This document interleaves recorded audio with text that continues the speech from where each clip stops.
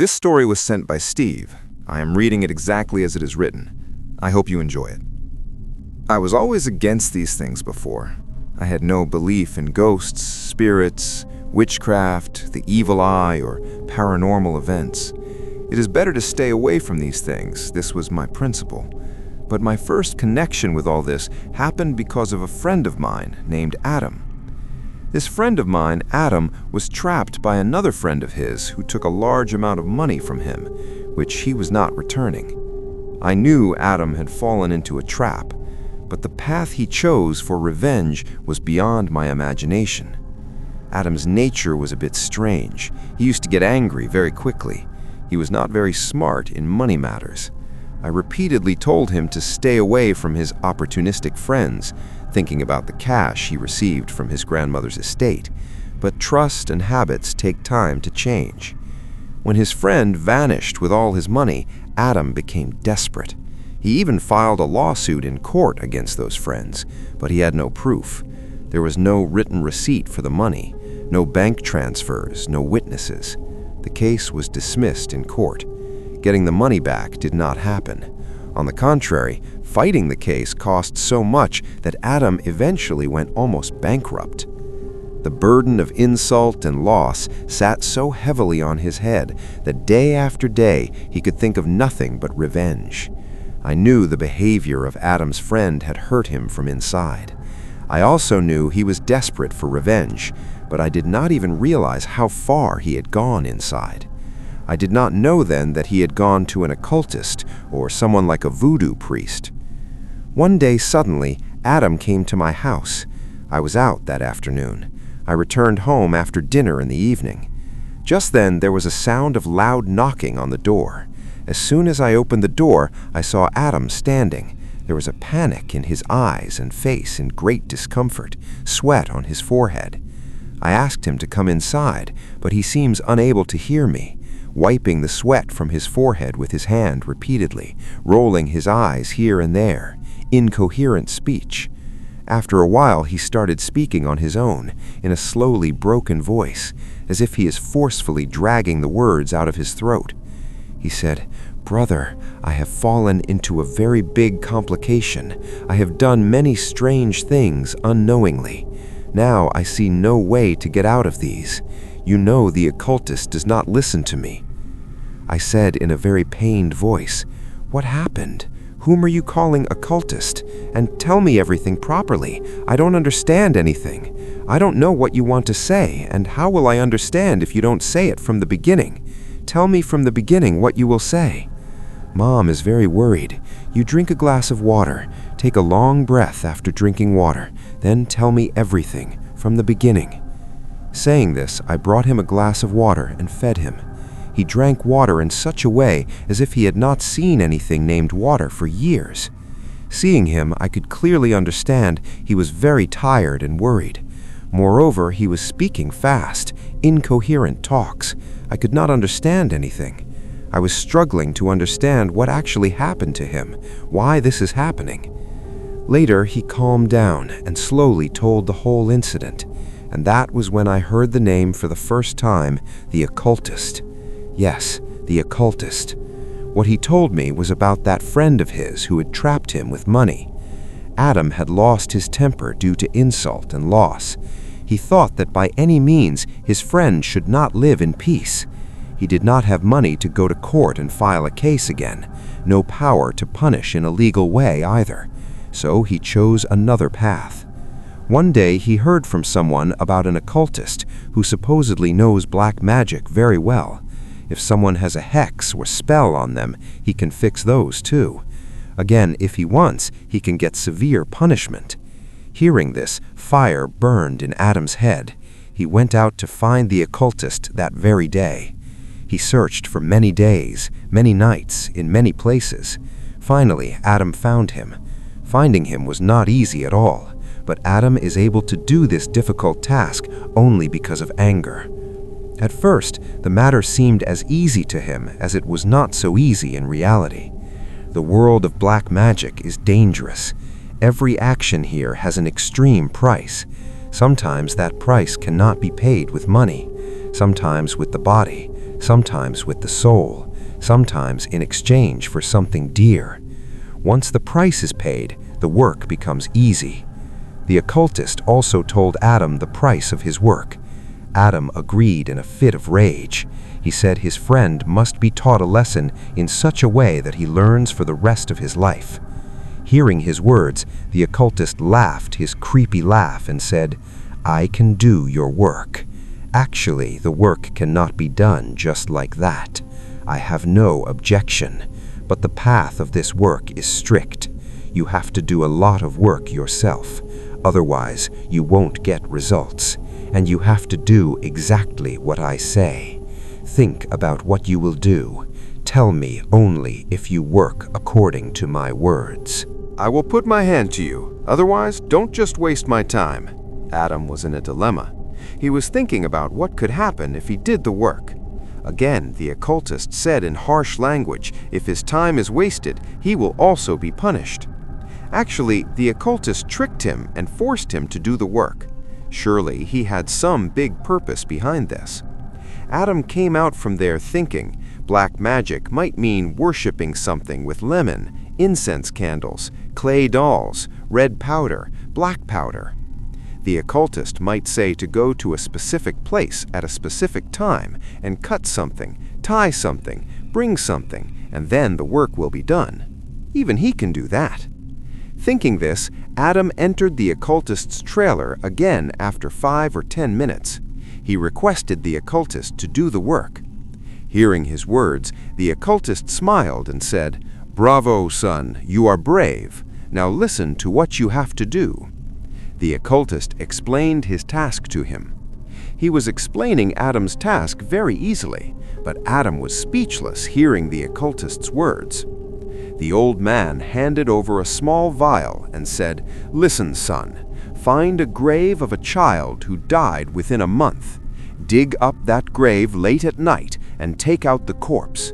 Then sprinkle a few drops of water from this vial on its lips. As soon as the water falls, the child will open its 2 eyes.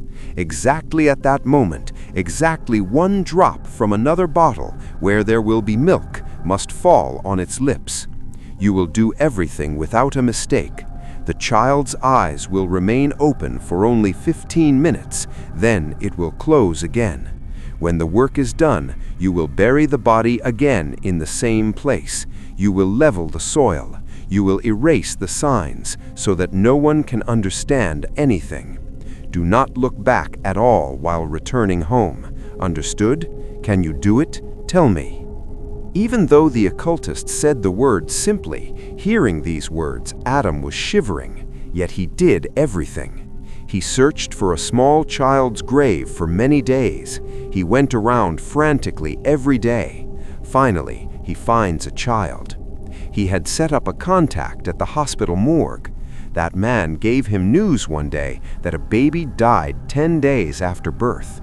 Adam went after him, found his grave, dug up the grave late at night, and brought out the corpse. Then he dropped a few drops of water from the vial given by the old man into the child's mouth. Suddenly, its eyes opened. Adam's soul trembled in fear, yet revenge strangled his fear in a moment. He put a drop of milk from the milk bottle into the child's mouth. For 15 minutes, the child looked at him with an unblinking gaze. His eyes closed again. Adam buried him again and left. The next day, he went to the occultist and said, "Father, I sprinkled that water exactly as you said. The child opened its eyes. My chest went cold. Then, as soon as I put the drop of milk on the lips, it became lifeless again. Now what to do?" The occultist told him what to do next. "Listen, son, whenever you want to wake that child, pour a little milk from this milk bottle into a small bowl. There will be a specific room for this work. Keep the doors and windows of that room closed. Light a small candle in the room, and then read the incantation I will give. Wherever it stays, hearing the call of the incantation, the demon inside that child will come for milk. Before feeding milk, think clearly like a picture in your mind what work you want to do. don't think anything wrong at all. I am warning you.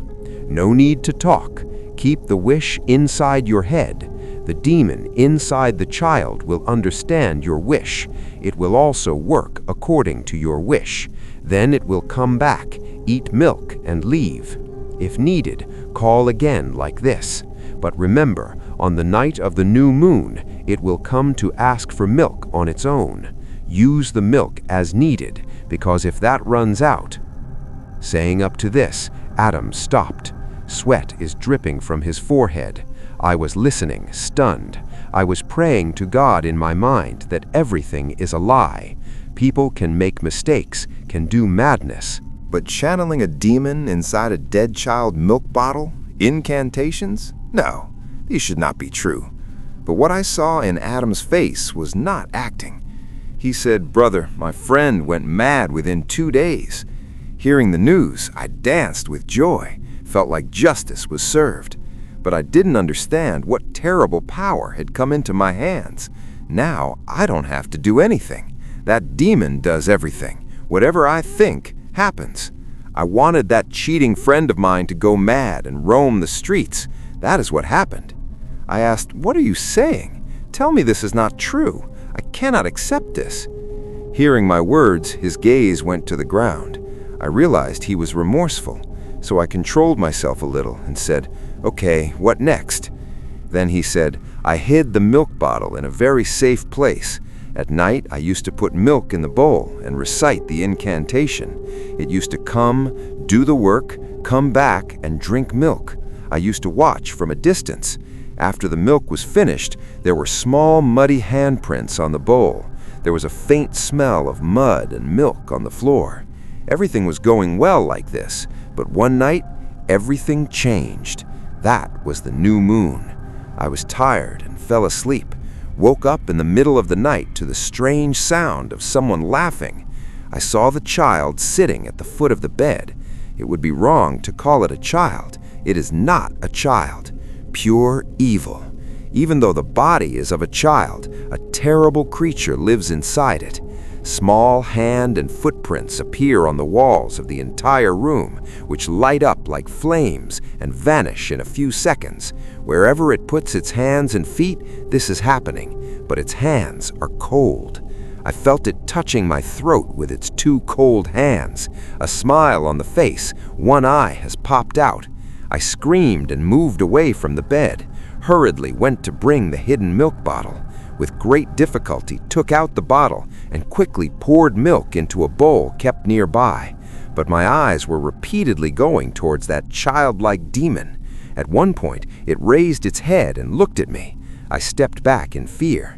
Just at that time, the milk bottle fell from my hand and broke due to fear. Milk spilled on the floor. I ran out of the house. I stood outside the house shivering for a long time. About an hour later, I gathered courage and returned to the room and saw no one there. The bowl is empty, small handprints on the floor, wet hand marks on the rim of the bowl, but the bottle is broken. A little milk was left in the cracks of the glass. The rest dried up. I carefully poured that little bit into another small bottle. Now milk is very less. I can feed him milk maximum once. After that, if I can't give, I don't know what will happen. The occultist didn't tell me what would happen. He stopped while saying it. Brother, I saw a strange demonic smile on his face at that time. Now, I don't know what will happen. Hearing his words, I panicked inside. I was thinking, by any means, I have to get him out of this trouble. While discussing, we decided to go to the occultist again. We started fixing the date. But on the day we were supposed to go to the occultist, an unexpected event happened. Adam said, "I searched for the occultist all day that day, but I couldn't find him. And when I found him, I told him the whole incident. The occultist supposedly laughed and said, 'Son, I told you to pay the price. The milk bottle is broken. Milk is very less. The demon has to be returned. Okay, I can solve the problem, but who will pay my price? Say, who will pay?' Adam wanted to know the price from him. In exchange, that old man made a strange proposal involving his sister and said, if this price is not paid, Hearing the old man's words, Adam cried. When he was telling me all this, he was still crying profusely. I put my hand on his shoulder and said, "Brother, didn't he mention the new moon? There is time for the next new moon to come. Don't be disappointed. Calm down. We will definitely find a way." "I will go with you to the occultist." That night, I let Adam sleep at my house. He took out the small bottle from his pocket and gave it to my hand. Black magic-bound milk. A little white liquid inside the glass. Looks very heavy. I looked at the milk and fell into a dilemma. It seemed his words were true. Some demon is bound here. Still, I thought all night, did the occultist really give him such a spell, or did he get the work done by trickery? If it is all a trick, then there is nothing to fear. But if that child really exists, then danger is sitting on Adam's neck. The next morning, we both went to the occultist's trailer. He sits in a desolate place behind his house. There is a musty smell in the air, smoke from incense, wood burning old clothes. As soon as we reached and entered inside, he signaled the people sitting there to go out. Everyone got up. He told us to sit. Adam introduced me. He smiled strangely, seeing me. Deception was hidden in his smile, the glimpse of which I saw in his eyes. Thick beard on his face, eyes blackish. Then, looking at Adam, he said, "How are you? What did you think about my price? Will you give? Hey, why are you silent?" I clearly understood. A flash of anger was visible in his words. I told him, "Father, you have done Adam's work. Now that demon is no longer needed. You please take him back." He did not listen to me, paid no heed. His gaze was still not towards me. He didn't look at me properly. It seemed my words were unimportant to him. "Father, Adam told everything true, but you didn't answer his question." Hearing my words, the occultist got angry and asked, "What question? Didn't I say? Hey boy, I am surprised to see your courage. Do you know who I am and what condition I can put you in?" Seeing his bloodshot pair of eyes, my soul dried up. Still, I gathered courage and said, "You didn't talk about returning the demon, and you didn't say what will happen if the milk finishes." Hearing me, he shook his head and said, "Son, listen, every work has a price. I said my price. If I don't get the price, I won't take it back." Before I could finish talking, Adam turned red in anger and went forward to grab his throat, started abusing him in unspeakable language. I somehow pulled him away. The occultist smiled and sat straight, a little comfortably, then said, "Last night when you held my hand and requested, I thought I would help. And now you are abusing me, coming to beat me? Get out, otherwise it won't be good. I will teach you an extreme lesson. Get out." We both came out silently. Coming outside, I told Adam, "Is your head full of cow dung? Whose problem is it? Yours or mine? The problem is yours, and since the problem is yours, there is no point in showing anger, brother." "Brother, they are all the same. Just like that friend of mine, this old man also needs to be taught a lesson." I explained to him that the desire to teach a lesson was his, so he went on this path by his own will. The old man said the price and result from the beginning. Now there is no benefit in being angry, rather life is in danger. We returned home and thought all day what to do. Both remained gloomy. A few days passed. Adam started keeping the bottle with more care than life, used to check the lid repeatedly. I brought him a glass bottle with a tight lid, sterilized the old bottle by heating, cleaned the new one, was pouring that milk from one bottle to another very carefully. I was surprised to see the milk hadn't gone bad in so many days. The milk seemed fresh. Just then, Adam's hand slipped and a drop fell on the floor. He quickly closed the new bottle tightly and bent down to look at the fallen drop. Within moments, ants crowded around the drop, but the ants that were licking the milk and moving a little forward seemed to be burned to ashes by scorching heat.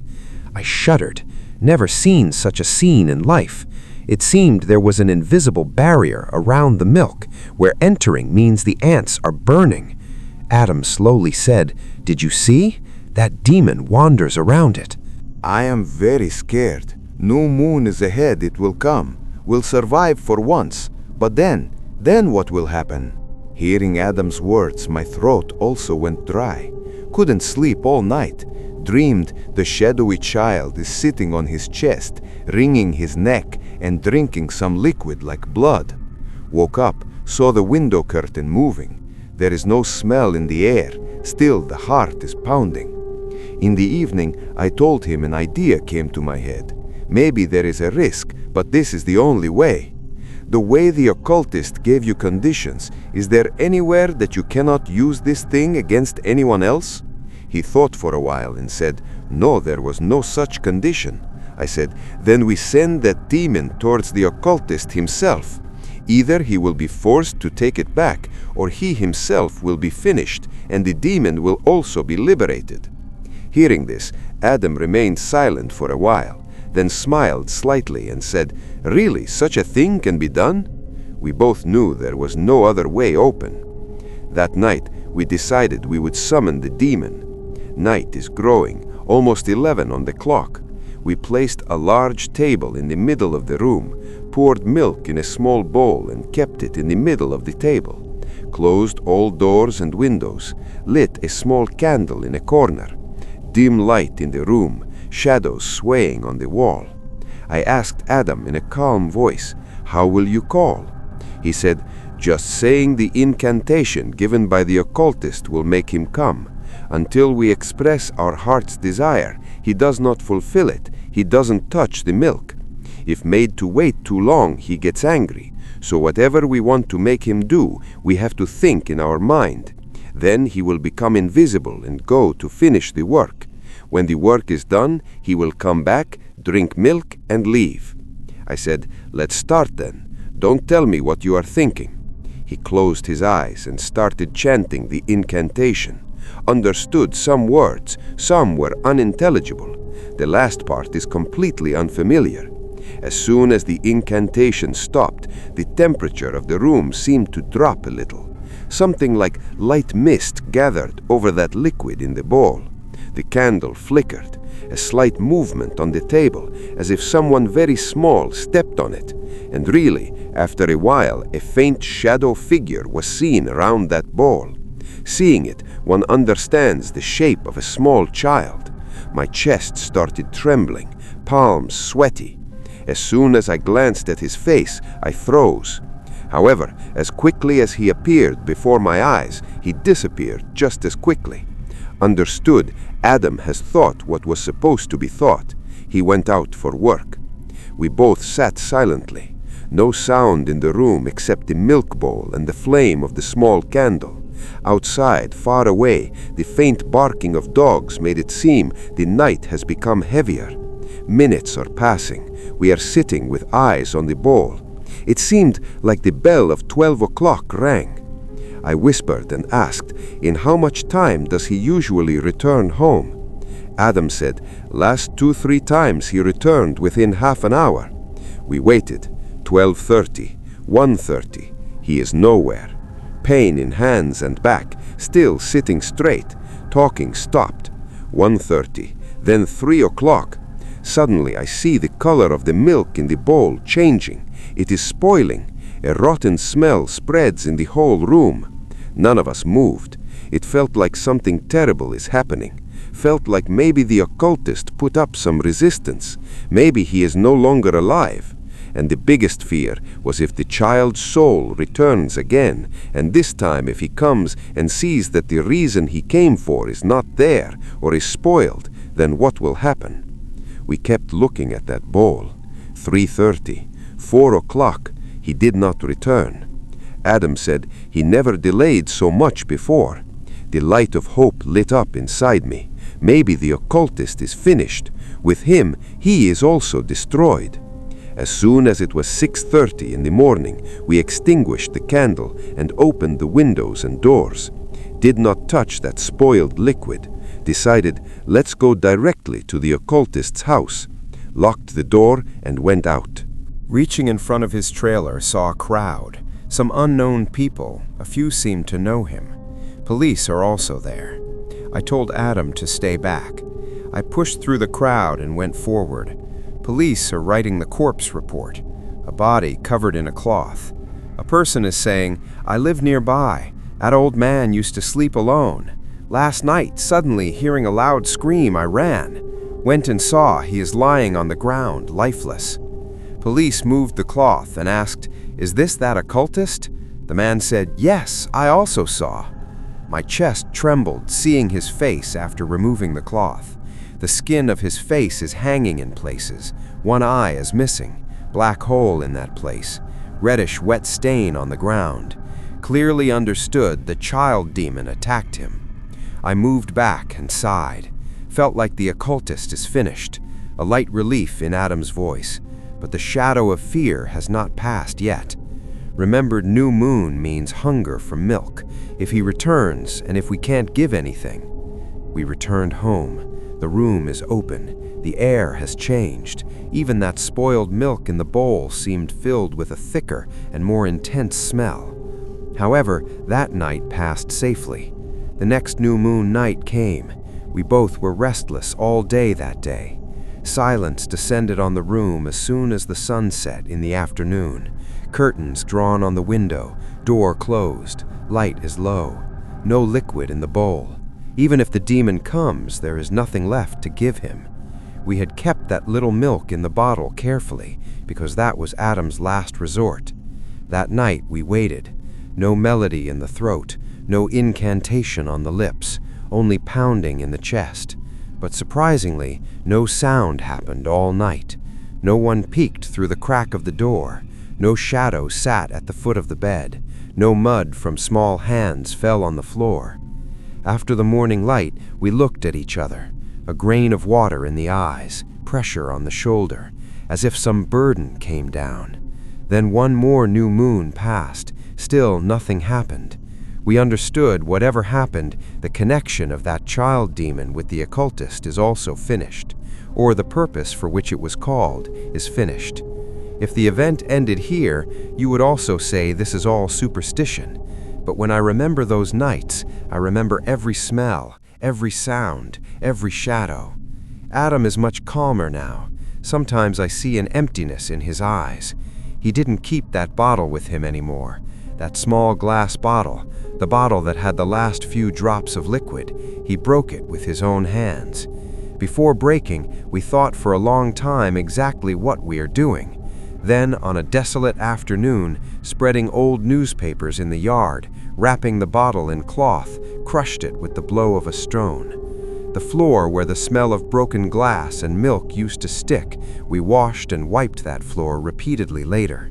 Trimmed the tree branches, changed the window glass, curtains were washed, bed pillows were put in the sun, as if we want to wipe the smell of those nights from the whole room. Still, sometimes an unknown coldness enters the wind. We look at each other, don't say any words. My relationship with Adam hasn't changed. He is much slower than before now, careful about money matters. There is a kind of remorse in his eyes which cannot be expressed in words. I know he punished his enemy by calling the demon, but that punishment touched him too.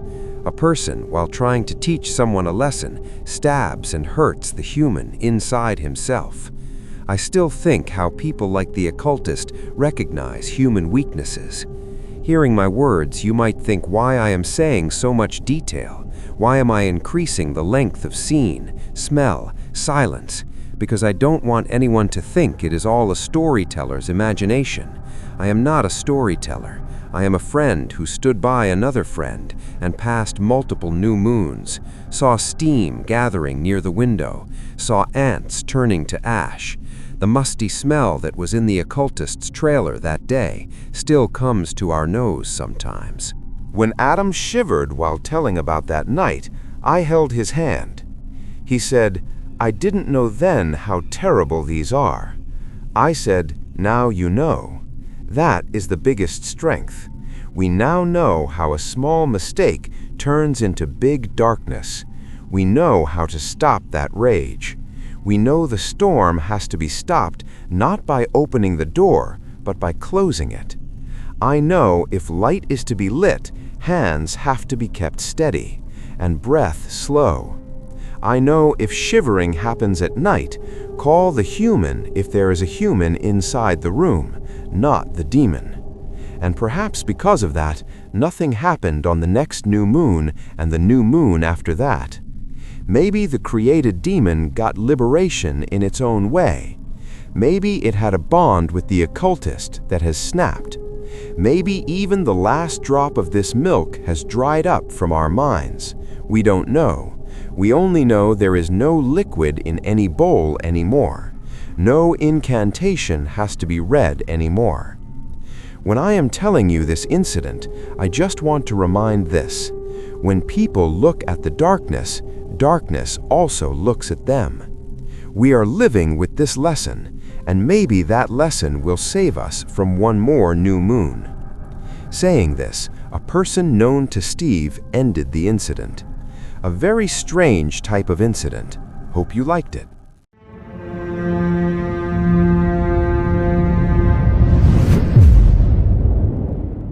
You killed my child. You have no escape.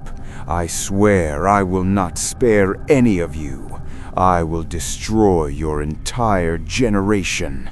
I want revenge for every drop of my child's blood you spilled. You won't survive. None of you will survive. Today, the story I am going to tell is mixed with my very life. My grandpa's ranch and dad's house were in two adjacent counties. Crossing my grandpa's ranch, there was a gas station. There was my uncle's store, so I often went to the store. I used to spend time there and then eat at grandma's house and come home to sleep. That night, too, I was returning home in the same way. It is good to mention that the road to our house used to be full of pickup trucks and people commuting, but not always. After 10 p.m., people were rarely seen. I was returning home alone with my phone's flashlight on. Suddenly, it felt like someone was whispering in my ear. "Hey, did you have fun hurting others?" I thought it was my imagination and started walking. Just then, the phone's flashlight went off. I realized it would have been better not to play games at the store. The phone battery is dead. Meanwhile, it is dark everywhere and no electricity. "Hey, what are you doing alone on the road?" I was startled. "David?" I was a bit surprised, because David is not supposed to be here at this time. David is my friend and stays in New York for studies. Moreover, so late at night he is here. I asked, "Are you here?" David said he came from New York today. He went to find me at my home and found out I was at the gas station, so he was going to the gas station. I thought it was good. David said, "Let's go to that old asylum. Haven't been to town in a long time." I agreed without thinking much. We both sat beside the old asylum. It is good to mention that there is a small abandoned asylum in our town. Local people go there for small needs. Since it is small and abandoned, no one stays there, so a lot of paranormal activity happens there. I will tell those stories another day. David and I are sitting.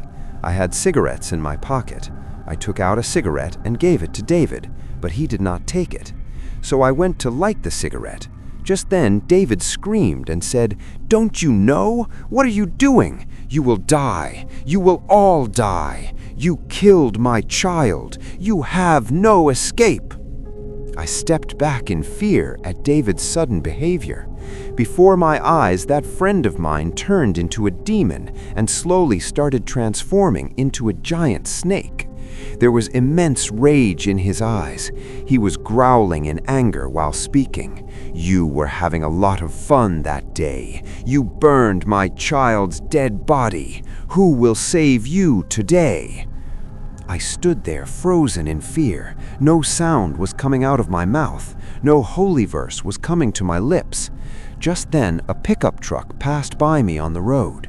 I came back to my senses. I ran from there and came home. I couldn't tell anyone anything. Before that, I became unconscious. When I regained consciousness, I saw I was lying in my grandpa's house. With me were my uncle, my dad, mom, and that grandpa. A priest, I know him too. The local priest asked me what happened to you. Then I explained everything. Hearing that, worry lines appeared on everyone's face. My grandpa spoke up. "You too?" Later, what I found out made my hands and feet go cold with fear. My grandpa saying, "One day your grandma started screaming, 'Snake, snake,' in the kitchen. I ran with a baseball bat. I saw nothing there. Thinking it was your grandma's hallucination, I consoled her. That night, while going to prayer, I saw a huge snake lying in the middle of the road. As soon as I shone the light, the snake went away. When I came home after prayer, I saw that snake sitting with its hood up in front of the house door. I quickly went forward with a baseball bat, but hearing the sound of my arrival, the snake looked at me and went away from there. Hearing my scream, neighbors came, and I told them everything and started searching with the baseball bat in the direction the snake went, but we did not find the snake anymore. Since that day, everyone in my family sees snakes. Even the local people purportedly see the snake at my door at night. One day when small uncle went to take a bath in the swimming pool, someone pulled his leg. You know that story. The reason Grandpa said this is because I was also there with Uncle at the pool that day. Later, we helped Uncle get up. Anyway, my grandpa's saying, later I found out from his uncle that something like a snake had wrapped around his leg, because of which he couldn't come up. That night he got a high fever. We were seeing a doctor, but it was of no use. After getting holy water from the church father and sprinkling it, the fever started to go down slowly. But he became strange, doesn't talk to anyone, stopped eating completely. Since then, torn bodies of ducks and chickens are often found in the house. Everyone thinks coyotes or dogs did it. Even though the house doors are locked, this keeps happening. One day your grandma saw your small uncle sitting with his pet black cat. She was happy, thinking the boy is becoming normal again. Then she went about her work. Just then, the black cat gave a terrible scream, and hearing that, your grandma looked back, and she was shocked by what she saw. She saw small uncle biting the black cat's neck and holding it, and blood was spurting out and getting on uncle's face. Uncle was eating that. Grandma screamed. Hearing her scream, everyone came and saw Uncle there, and Uncle was carried to his room and the priest was called. Then my mom got the news that the priest had come to her uncle's house, so she brought me to the priest. Priest uncle said, "I understand this is happening in Henry's family, but why you?" My grandpa's name is Henry. The priest said he would summon the demon at night and asked everyone to come prepared. Everything was ready, and after finishing all that, an attempt was made to summon the demon at night. In our area, the one into whose body a demon is brought is called a vessel, meaning the vehicle of the devil. He must have a weak soul, and one must find someone into whose body the demon can be summoned.